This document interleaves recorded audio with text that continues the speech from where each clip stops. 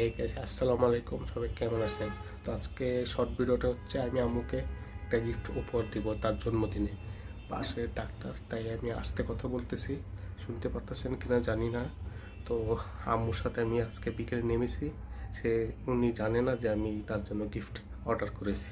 এই যে গিফট, এখন সরাসরি আমি আমার আম্মুকে দিয়ে আসবো। তো দেখবো তার রিয়াকশনটা কিরকম। আম্মুকে কল দিয়েছি, আম্মু বের হইতেছে, দেখি তার রিয়াকশনটা কিরকম।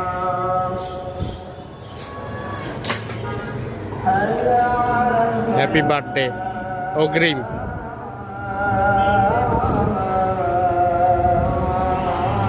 রেডিমেড কিনছি।